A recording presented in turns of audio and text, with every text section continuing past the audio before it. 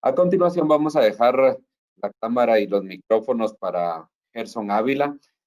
Gerson nos va a hablar de pancreatitis aguda. Él tiene una licenciatura en medicina por la Universidad de San Carlos de Guatemala, posteriormente una maestría en medicina interna por la Universidad de San Carlos de Guatemala, siguiendo sus estudios de gastroenterología y endoscopía digestiva en el Hospital Roosevelt, avalado por la Universidad de San Carlos de Guatemala.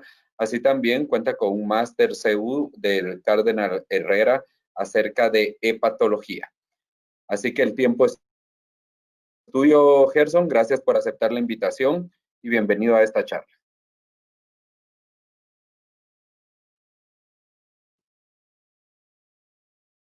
Buenas noches.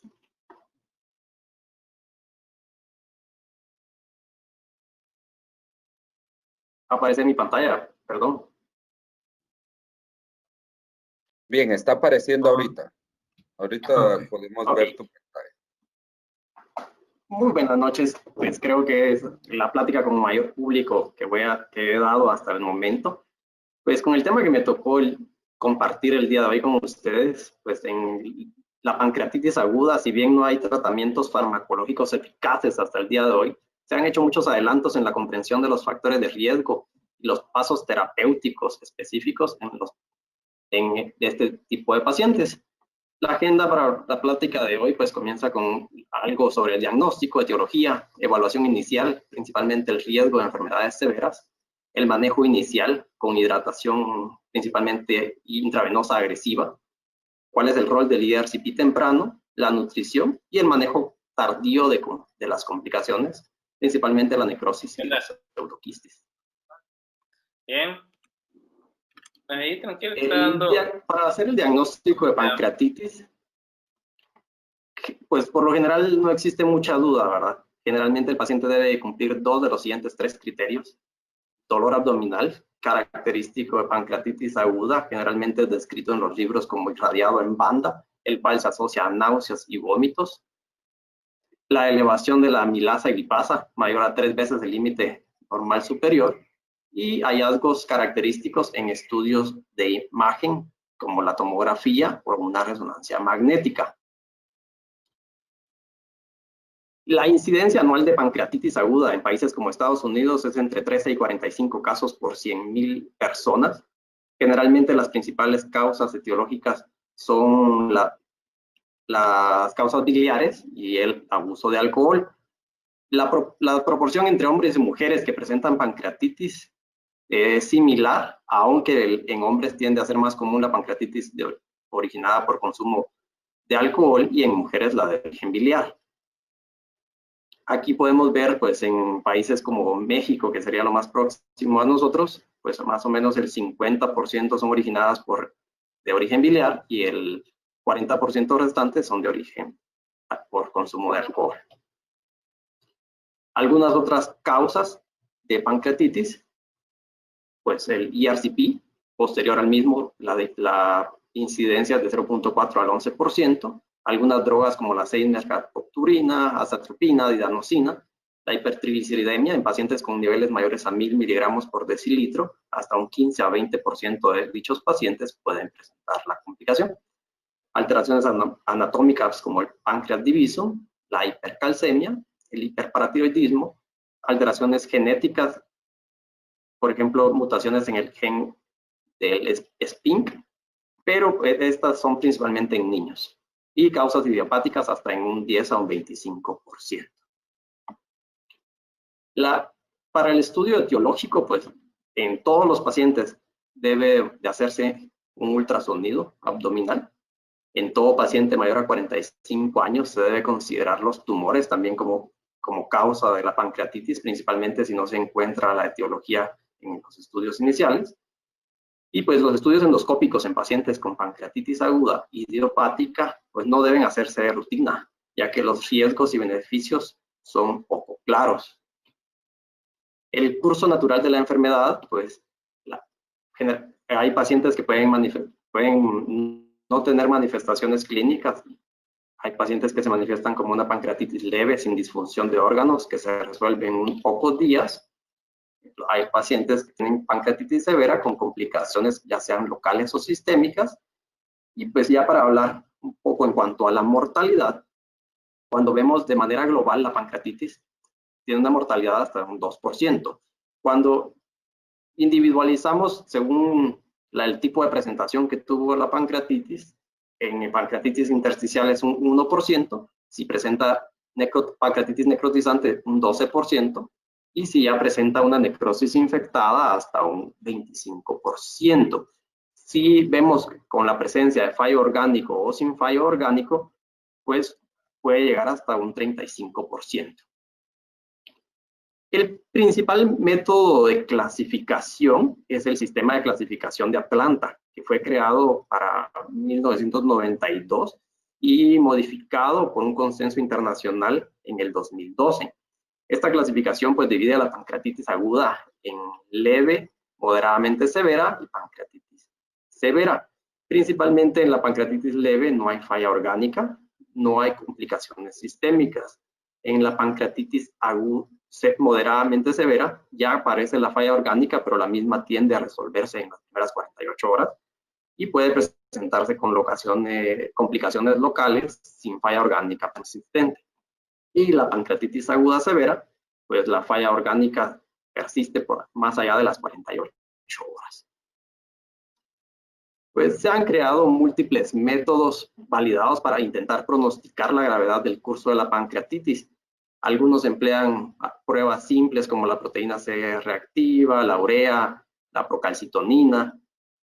Pues los más confiables son los métodos, los que utilizan un sistema de puntuaciones, siendo los más comunes el Ransom, el BISAPS, la puntuación de Apache, la índice de severidad tomográfica, que utiliza el score de Baltasar. Pero pues este tipo de score que intentan pronosticar tienen la deficiencia de que el paciente pues se presenta de una manera dinámica y pues el día del ingreso puede aparecer con un cuadro leve y posteriormente presentarse con complicaciones. Al día de hoy no es posible predecir la severidad de una manera temprana, intentando pues resolver este problema. Un grupo de especialistas internacionales creó recientemente, en el 2018, el Pancreatitis Activity Score, el cual otorga puntos se va calculando de una manera dinámica cada 12 horas durante un episodio de pancreatitis. Cuando el paciente suma más de 140 puntos, la pancreatitis, esta se asocia a una pancreatitis moderada o severa, y podemos ver en la pantalla cómo son asignados los puntos. Principalmente cuando tienen insuficiencia orgánica, se asigna 100 puntos por cada sistema afectado. Cuando hay signos de respuesta inflamatoria sistémica, 25 por cada criterio que se cumpla. Si hay dolor abdominal de 0 a 10, si hay necesidad de utilizar morfina para el alivio del dolor, pues esto tiene una alta correlación con las pancreatitis moderadas o severas.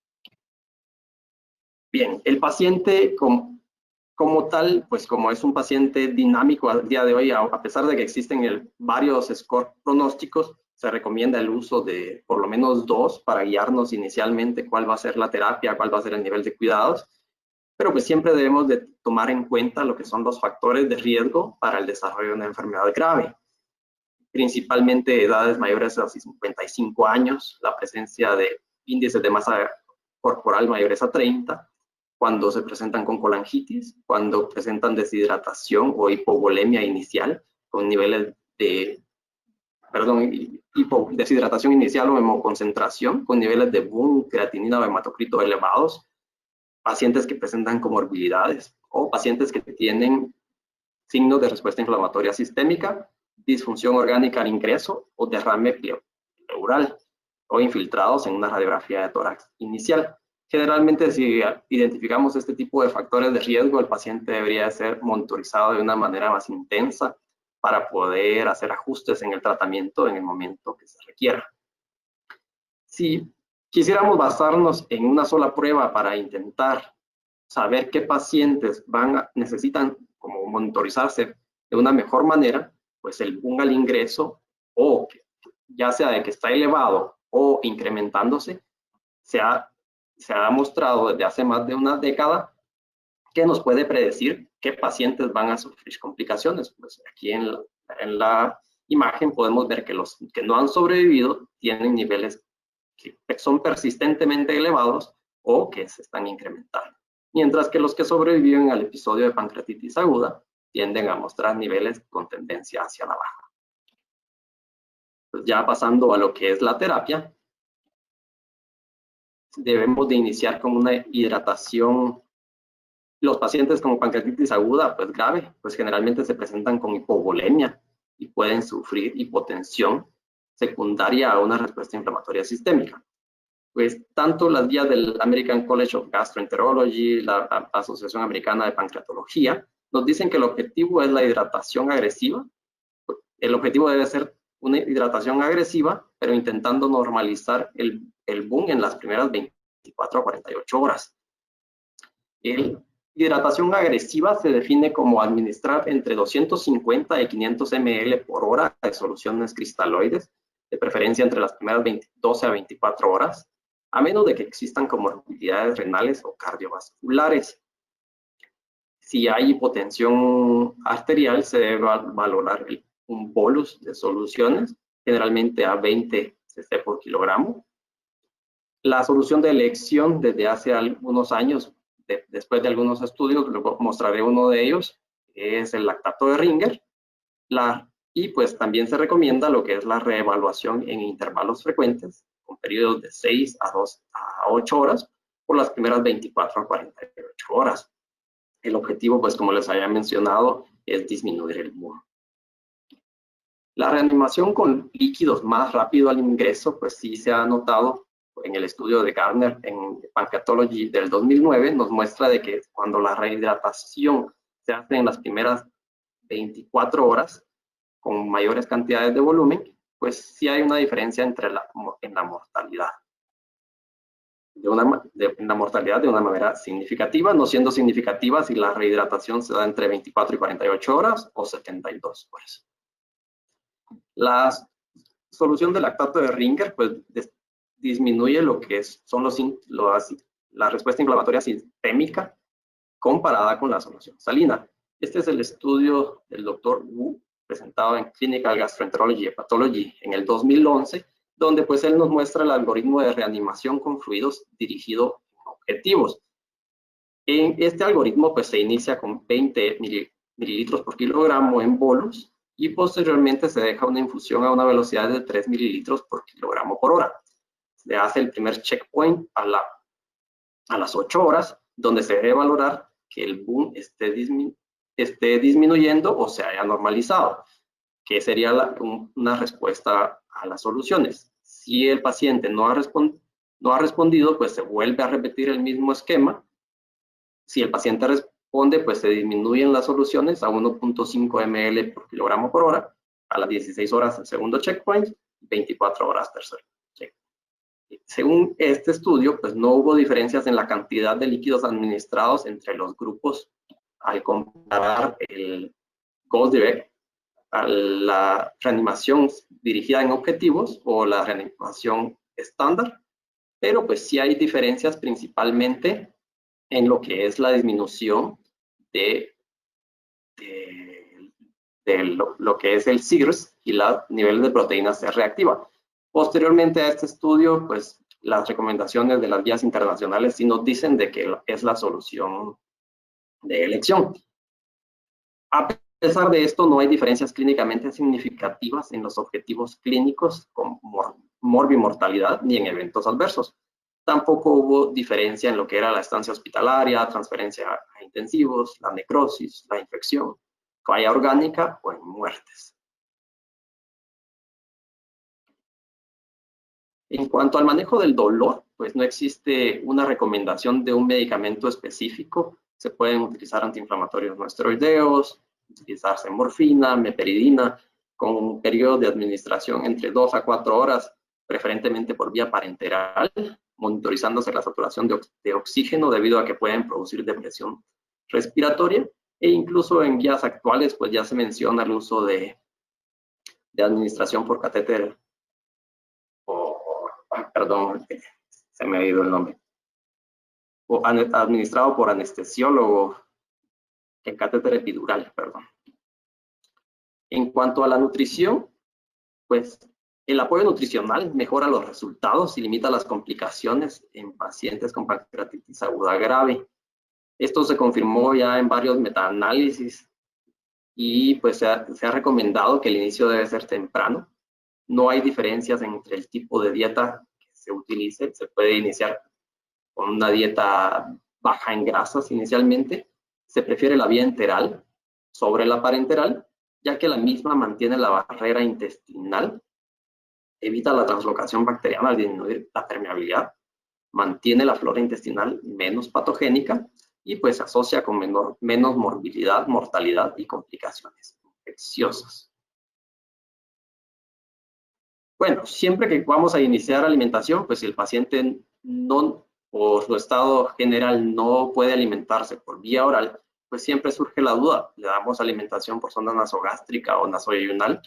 Pues en el estudio presentado en el Critical Care en el 2013, pues se compara ambas formas de alimentación y pues se ve de que no existe diferencias en el parámetro de mortalidad. No existe cierta tendencia a favorecer la alimentación por sonda nasogástrica, cierta tendencia a que existan más casos de aspiración traqueal. No hay diferencias significativas en la presencia de dolor y tampoco hubo diferencias en cuanto a la presencia de diarrea o el logro de balance energético. Aquí vemos los porcentajes, en porcentaje de muerte 14 versus 18, la aspiración traqueal 3 versus 7, exacerbación del dolor no hay diferencia, diarrea 11 episodios versus 7, y al lograr el objetivo de alimentación 76 versus 70. Entonces, pues, si necesitamos alimentar a nuestro paciente, no importa si se coloca una sonda nasoyunal o una sonda nasogástrica. Lo importante es por vía enteral. En cuanto al uso de antibióticos profilácticos, pues un metaanálisis de 6 estudios clínicos aleatorizados y controlados con más o menos 329 pacientes, pues no hay evidencia alguna para apoyar el empleo de antibióticos profilácticos. A pesar de esto, pues sí han habido algunos metaanálisis donde se ha encontrado de que sí se disminuye la estancia hospitalaria en pacientes que presentan necrosis, pero en las vías internacionales eso aún no se ha recomendado. Generalmente se reservan para pacientes con infección extrapancreática, con colangitis, infecciones de catéteres, bacteremias, infecciones del tracto urinario o neumonía. El uso rutinario pues, no es recomendado. No se recomienda tampoco para prevenir las necrosis estériles y pues se debe considerar la presencia de necrosis infectada en pacientes que presentan deterioro clínico o no mejoran después de 7 a 10 días de hospitalización. Se debe considerar el uso de antibióticos de amplio espectro que penetren la necrosis pancreática de manera empírica y si estuviera disponible la aspiración con aguja fina y poder guiar el antibiótico en base al antibiograma. Aunque no se sugiere retrasar el inicio de antibióticos, debiéndose iniciar antes de 4 horas. El presente y futuro de la profilaxis antibiótica, pues aquí podemos ver de que en los estudios que fueron realizados antes del año 2000, sí parecía existir una tendencia a disminuir el riesgo de complicaciones infecciosas o de necrosis infectada, pero en los estudios posteriores al 2000, la tendencia es que no hay diferencia entre el antibiótico o el placebo. ¿Cuándo debemos hacer un IRCP temprano? Pues generalmente la Asociación Internacional de Pancreatología y la Asociación Americana de Páncreas recomiendan un CPR urgente en pacientes que presentan colangitis aguda. Colangitis aguda generalmente debe hacerse en menos de 24 horas. También lo recomiendan si hay evidencia de obstrucción biliar, como dilatación del conducto biliar común, bilirrubinas elevadas o bilirrubinas incrementándose. En ausencia de colangitis o ictericia, se debe considerar hacer estudios como una colangioresonancia o donde se tenga disponible hacer un ultrasonido endoscópico para poder determinar la etiología de la pancreatitis. En pacientes que sean seleccionados para hacerles un ERCP durante un episodio de pancreatitis, sí se debe considerar el uso de o stent del conducto pancreático o supositorios de antiinflamatorios no esteroideos tipo diclofenaco o indometacina para prevenir un nuevo episodio de pancreatitis post-ERCP. ¿Cuándo se necesita una cirugía? Pues en pacientes con pancreatitis biliar leve, que se resuelve entre 2 o 3 días, se debe intentar hacer una colecistectomía antes del egreso, esto con el fin de evitar recurrencias, ya que se ha visto que hasta un 40-50% de los pacientes a los que no se les realiza una colecistectomía pueden llegar a presentar una recurrencia. En casos donde el paciente presente pancreatitis necrotizante, pues sí se debe intentar postergar para prevenir las infecciones de la necrosis, intentando esperar por lo menos entre las 4 y 6 semanas. Cuando presenta un pseudoquiste que sea asintomático o la necrosis pancreática o extrapancreática, pues no requieren intervención a pesar del tamaño, la localización o la extensión. La intervención en estos pacientes pues, se va a reservar cuando el paciente es sintomático, presenta mucho dolor, signos de la obstrucción de salida gástrica, y pues en ellos sí se debería de considerar un tratamiento ya sea drenaje endoscópico, radiológico o quirúrgico. Ya en un paciente que se presenta con una sospecha de una necrosis infectada, pues el drenaje, ya cual sea el drenaje que se vaya a practicar, debería intentar retrasarse entre 4 y 6 semanas para permitir el desarrollo de una pared fibrosa, lo que se llama wall of necrosis o una necrosis encapsulada. Y pues se debe preferir un abordaje escalonado, comenzando con algo mínimamente invasivo, pasando a ser más agresivos, tratamientos quirúrgicos. La evolución de la necrosis pancreática, pues al inicio todas las necrosis se van a ver igual, como un área de hipodensas que no captan adecuadamente el medio de contraste. Esto es el área de necrosis. Entre los 7 y 14 días comienza a consolidarse el área de necrosis, y si le damos el tiempo pertinente, por lo menos 28 días, pues la necrosis se va a tornar encapsulada, y pues es ese momento en el que es más fácil y va a tener menos riesgo de complicaciones el drenaje. Pues, ¿cuál es el manejo de la necrosis pancreática? Pues en las últimas décadas ha predominado la tendencia a reemplazar lo que es el debridamiento quirúrgico por un tratamiento menos agresivo, caracterizado por drenaje percutáneo, seguido cuando es necesario, por drenajes mínimamente invasivos, como el debridamiento endoscópico, asistido el debridamiento por la parostomía quirúrgica, sería el último, y la cirugía abierta. Si el paciente, generalmente la necrosis pancreática se desarrolla en las primeras 24 o 72 horas. Generalmente el paciente luce enfermo, como que tuviera una infección.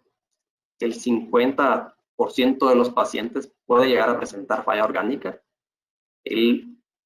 Prácticamente se puede prevenir la infección de esta necrosis intentando limitar los accesos vasculares o intentando restringir la colocación de sondas Foley, por ejemplo.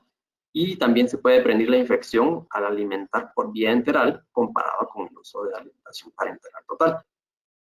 Como habíamos mencionado previamente, no se recomienda uso de antibióticos profilácticos para prevenir la infección. Si el paciente ya presenta necrosis pancreática infectada, pues generalmente se va a manifestar con cambios en los síntomas. Pues generalmente deberíamos de iniciar con una aspiración guiada por tomografía. Si se detecta la infección, pues intentar utilizar antibióticos que penetren la necrosis pancreática. Si el paciente está clínicamente estable, se debería continuar los antibióticos y esperar por lo menos entre 4 a 8 semanas. Se debería retrasar el drenaje quirúrgico, radiológico o endoscópico, y en pacientes seleccionados no van a llegar a requerir drenaje. Esto es contrario si el paciente se presenta clínicamente inestable. en el que el drenaje quirúrgico y el debilitamiento debería hacerse de manera temprana. Bien, pues ya como unas recomendaciones finales, pues el diagnóstico generalmente nos vamos a basar en la presencia de la actividad clásica del dolor, enzimas pancreáticas y o hallazgos en estudios de imágenes. La etiología, pues todos los pacientes deberíamos de hacer un ultrasonido al ingreso para descartar colelitiasis, ya que es un estudio sencillo de hacerse, se puede hacer en la cama del paciente. Pues la hospitalización sí se debería de valorar las primeras 48 horas, evaluar por factores de riesgo para enfermedad severa. Se debería de iniciar de manera temprana soluciones cristaloides guiadas objetivos. Deberíamos de monitorizar lo que es el boom, por lo menos cada 8 a 12 horas. Y pues si el paciente mejora entre las 36 y 72 horas, se debería de valorar la reintroducción de alimentos sin diferencias significativas entre si se comienza con una dieta líquida o se inicia una dieta sólida baja en grasas. Y para intentar prevenir las recurrencias, pues valorar la colecistectomía antes del regreso. Pues, muchas gracias.